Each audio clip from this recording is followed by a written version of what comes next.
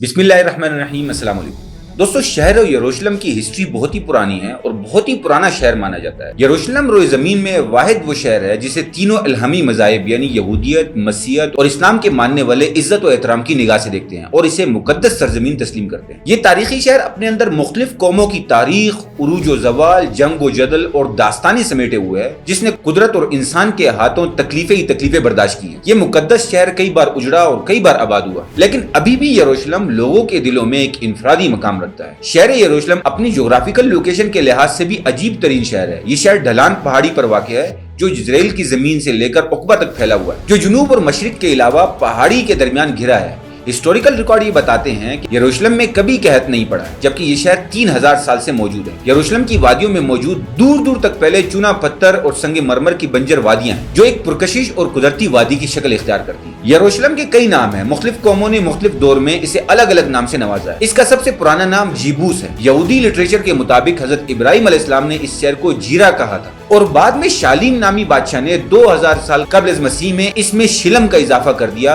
और इस तरह दो इब्रानी अल्फाज यानी यरो और शलम का मुरक्कब शहर यरूशलेम कहलाया। इसके अलावा अरबों ने उसे सुनहरा शहर यानी गोल्डन सिटी का नाम भी दिया था, क्योंकि जब सूरज तुलू होता था तो उसकी किरणों से यहाँ सुनहरी पत्थरों से बने हुए मकानात जगमगा उठते थे। जब यहाँ रोमियो की हुकूमत आई तो उन्होंने इसका नाम इलिया रख दिया था। इस तरह मुस्लिम हुक्मरानों ने उसे अलकुदस का नाम दिया, जबकि यहूद और नसारा ने यरूशलेम का नाम ही तस्लीम किया और इस तरह आज तक उसे यरूशलेम कहकर पुकारा जाता है। इंसानी यादों में दुनिया का कोई मकाम बैतुल मक़दस से ज्यादा कदीम अब तक मालूम नहीं हुआ है। अहले किताब के अकायद के मुताबिक इलिया वो सरजमीन है जिसके जरिए इंसान गुनाहों से पाक हो जाता है। यही वो जगह है जहाँ से कायनात की तख्लीक हुई, जबकि अहादीस के मुताबिक यरूशलेम में सबसे पहले खुद हजरत आदम अलैहिस्सलाम या उनके किसी बेटे ने कदम रखा था। जैसा कि नबी करीम सल्लल्लाहु अलैहि वसल्लम ने फरमाया कि रोए जमीन में सबसे पहली मस्जिद मस्जिदुल हराम है और उसके 40 सालों बाद बैतुल मक़दस की बुनियाद डाली गई, लेकिन गालिबन उस वक्त यरूशलेम में इंसानी आबादी नहीं थी। तारीख के मुताबिक सबसे पहले यहाँ आले साम यानी नूह अलैहिस्सलाम के बेटे साम की औलादें 2500 कब्ल मसीह में आकर आबाद हुई।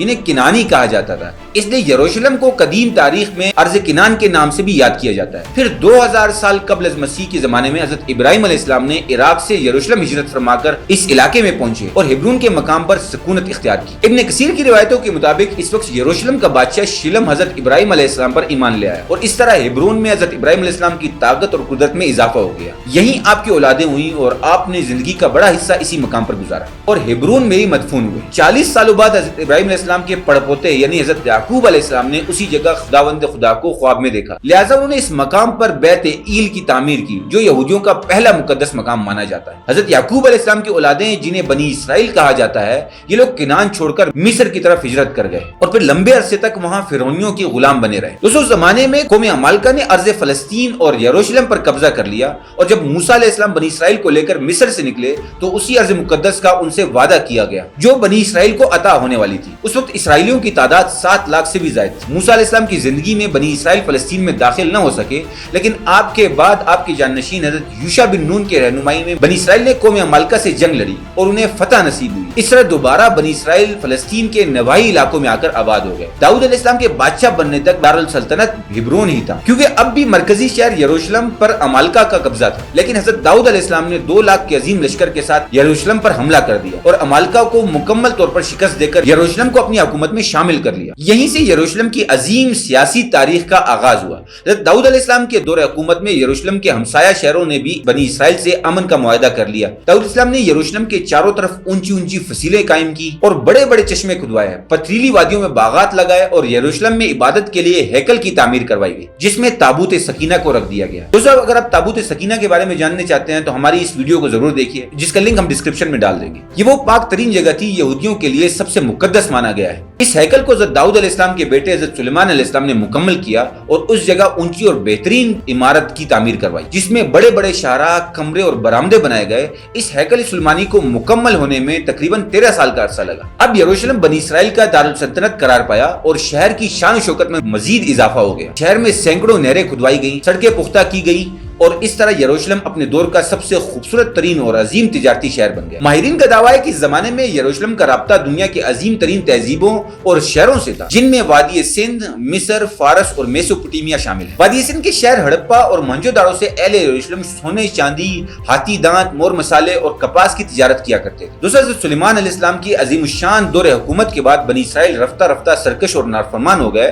انہوں نے تورات میں رد و بدل بھی کر دی تھی، پیغمبروں کو قتل کیا، اور پھر یہ ہوا کہ مورتیاں بنا کر بت پرستی کی ابتدا شروع کر دی، اور سود اور زنا ہر طرح کے جرم میں ملوث ہو گئے۔ لہذا ان کی اس نافرمانی کے تحت یروشلم پر بیرونی طاقتوں نے کئی بار حملے کیے، اور 1000 سال کی اس طویل تاریخ میں تقریباً 17 مرتبہ یروشلم پوری طرح اجڑ کر دوبارہ آباد ہوا۔ ان حملوں میں شاہ مصر شیشاک کا حملہ، اشوری بادشاہ سخرب کا حملہ، 500 قبل مسیح میں بابل کے بادشاہ بخت نصر کا حملہ، 300 قبل مسیح میں سکندر اعظم کے جنرل سکوپس کا حملہ، اور سن 70 عیسوی میں رومی جنرل ٹائٹس کا حملہ تباہ کن حملے تھے۔ ان میں بخت نصر اور ٹائٹس کے حملے سے یروشلم اور یہاں آباد لوگوں کو سب سے زیادہ نقصان پہنچا۔ اس حملے میں ہیکل سلیمانی کو مکمل طور پر تباہ کر دیا گیا، تورات کے نسخے جلا دیے گئے، اسرائیلی عورتوں کو اسیر بنا لیا گیا، شہر میں بہت زیادہ قتل عام ہوا، یہودیوں کے تمام مال و اسباب لوٹ لیے گئے، اور یروشلم کے تمام عظیم محلات اور تعمیرات پتھر کے ڈھیر میں بدل گئے۔ ٹائٹس کے حملے کے بعد تقریباً 5 صدیوں تک شہر یروشلم بازنٹائن امپائر یعنی عیسائی حکومت کا حصہ رہا، اور پھر 5ویں صدی عیسوی میں اسلام کی آمد کے ساتھ یروشلم کی تاریخ میں ایک نئے باب کا آغاز ہوا۔ حضرت محمد صلی اللہ علیہ وسلم نبوت کے 7ویں سال سفر اسراء اور معراج پر تشریف لے گئے۔ اسی دوران آپ صلی اللہ علیہ وسلم مسجد حرام سے بیت المقدس پہنچے اور تمام انبیاء کرام کی نماز کی امامت کروائی، اور پھر اسی مقام سے براق پر سوار ہو کر 7 آسمانوں کے سفر پر روانہ ہوئے۔ اس طرح کعبہ شریف اور مسجد نبوی کے ساتھ یروشلم کے بیت المقدس کو اسلام کا ایک اہم ترین مقام اور درجہ حاصل ہوا۔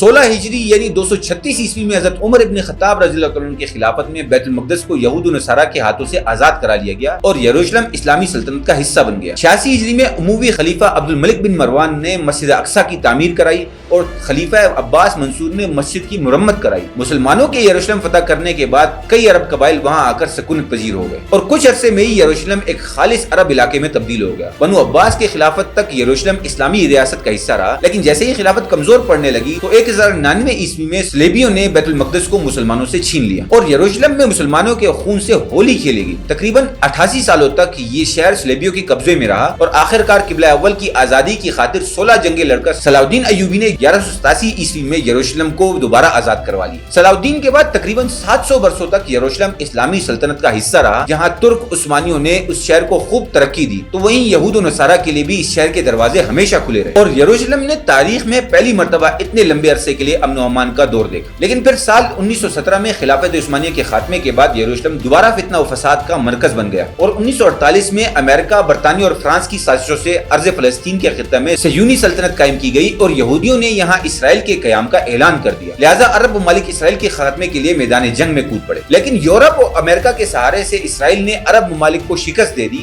اور پھر 1967 میں 6 روزہ عرب اسرائیل جنگ کے بعد یہودی یروشلم اور بیت المقدس پر بھی قابض ہو گئے۔ دوستو، عرب اسرائیل جنگ میں فتح کے بعد یہودیوں نے یروشلم سمیت فلسطین کے مشرقی علاقوں پر بھی قبضہ کر لیا، جسے عالمی برادری آج تک غیر قانونی قبضہ قرار دیتی ہے۔ صرف یہی نہیں، وقت کے ساتھ اسرائیل فلسطین کے مزید مسلم علاقوں پر قبضہ کرتا چلا گیا، جو آج تک جاری ہے۔ ان قبضوں کے رد عمل میں ہر سال فلسطین میں اسرائیل کی انسانیت سوز ظلم کے مناظر دیکھنے کو ملتے ہیں۔ اس میں کوئی شک نہیں ہے کہ فلسطینی مسلمان اب تقریباً 1 صدی سے تکلیف اور آزمائش کی چکی میں پس رہے ہیں، اور یہ دنیا کی واحد قوم ہے جو خود اپنے علاقے اور اپنے ہی وطن میں مہاجروں کی زندگی گزارنے پر مجبور ہے۔ لیکن یہ بھی سچ ہے کہ دنیا بھر کے مسلمانوں کے دل اہل فلسطین کے ساتھ دھڑکتے ہیں، اور وہ کسی بھی صورت اسرائیل کا غاصبانہ قبضہ تسلیم کرنے کے لیے تیار نہیں۔ فلسطین کا غم امت مسلمہ کا مشترکہ غم ہے، اور یہ بات بھی روز روشن کی طرح آیا ہے کہ بیت المقدس کا مسئلہ فقط اہل فلسطین کا مسئلہ نہیں ہے، بلکہ پوری امت مسلمہ کا مسئلہ ہے۔ حدیث کے مطابق قرب قیامت میں یروشلم جنگوں کا مرکز ہوگا اور وہاں اسلام کا غلبہ ہوگا۔ حضرت عیسیٰ علیہ السلام کا نزول بھی انہی علاقوں میں دمشق کے مشرق میں سفید مینار کے پاس ہوگا، اور وہ دجال کو باب لد پر قتل کریں گے۔ باب لد فلسطین کے علاقے میں بیت المقدس کے قریب ہے، اور اس طرح فتنہ یاجوج ماجوج کی ہلاکت اور انتہا بھی بیت المقدس کے قریب جبل الخمر کے پاس ہوگی، اور قیامت کے قریب وہ وقت بھی آئے گا جب ایک مومن جماعت کے ہاتھوں مسلمان ایلیا یعنی بیت المقدس میں اسلام کا جھنڈا نصب کریں گے۔ دوستو، آپ کی اس کے بارے میں کیا رائے ہے اور اس کے بارے میں کیا جانکاری ہے، ہمیں کمنٹ سیکشن میں ضرور لکھیے، اور ایسی ویڈیوز کو دیکھنے کے لیے ہمارے چینل کو لائک، شیئر اور سبسکرائب کرنے کی اجازت دیجیے۔ اللہ حافظ۔